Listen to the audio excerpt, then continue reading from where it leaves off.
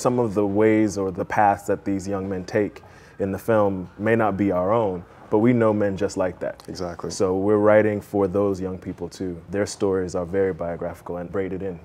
And see, when you start from that, it's like, phew, my job is easy. My job is so easy. He does that a lot.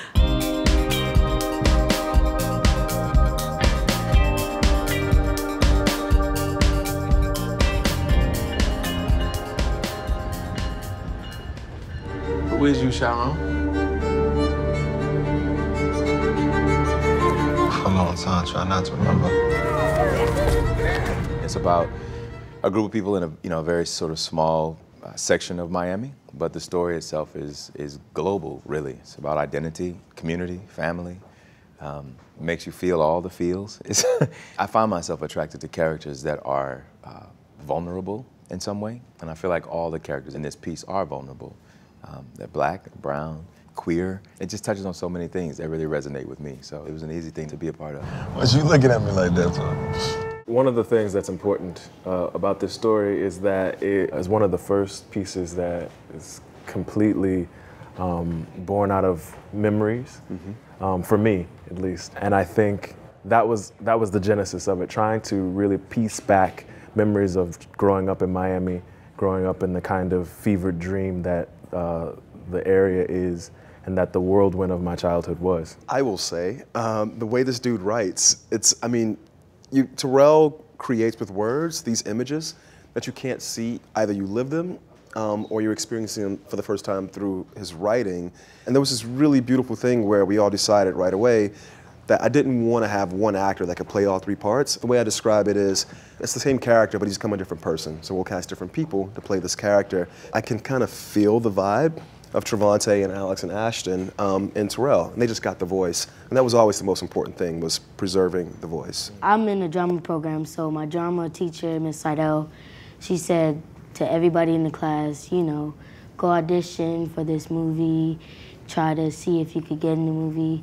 So I went to the audition and I just did me, and a few weeks later they just called me back and said, come for the callback. I was so happy. Me and my mom, we were just jumping around, having fun. That's when I got it. Was this your first professional audition? Yes, it really was. And I was nervous, but I had to do it for my mom, so I just got out the nervousness and just went for it. I initially first auditioned for the part, got a callback, met with Barry like a week later, and I was actually about to go back to school the next day when Barry saw me, and I took the year off and got the part. So it was kind of like meant to be, kind of, you know? Initially I went for the role of Kevin, the role that André Holland played. Yeah, and then not even halfway through the audition, Barry stops me, and he's like, no, you're the other guy. I want you to read the guy. So it was crazy. Yeah. So two or three auditions later, I got the role. It's interesting because when you saw the film, were you surprised how the performances matched up so well? Yes. I was blown away. Definitely. Definitely. Certain things that you can't even act out, like the eyes and like all the expressions were so similar between all of us. It was insane. I feel like that is me. Yeah, we're this like 15, 20 years ago. That's what I looked like. Like identically. So it's insane. It's surreal. I mean, it must be particularly weird for you because you can see what you're going to look like. Yeah, I'm gonna get buff. I play the mother of Sharon, and I shot all of my scenes in 3 days, which is kind of crazy because I was jumping between deep crack addiction to rehab to back to being young and, you know, my life together. And yeah, so it was very discombobulating, to say the least. But I did have serious reservations because I've always sort of made my career choices based on positive representations of women, and black women in particular.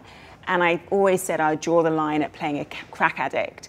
And so I thought, I don't know, it's like, it's so good, the script is so amazing, I really want to do it. But I have this kind of issue, and then I spoke to Barry and, you know, he convinced me. I think drugs are like a demon takes you over, but ultimately the person with the beating heart and the love and the compassion is still underneath all of that. So I wanted to show all those layers. I was surprised when I read the script because those are people that I know, that I grew up with, that never make it onto screen when they write these stories. So I was surprised that he was so human, because I have friends who have done that, who I've grown up with, who some of them are doing hard time, but they were sweet people who, and sometimes good people just make bad choices or do bad things, but it's not who they are as a whole. So to see a character that I recognize, that I know from real life, that was surprising for me. I think anytime you approach this work and these characters, you try to do it for the right reasons, which is to tell the truth, to work from your deepest place. And so to be a part of something that has resonated enough with people to be in that conversation, it's really beautiful.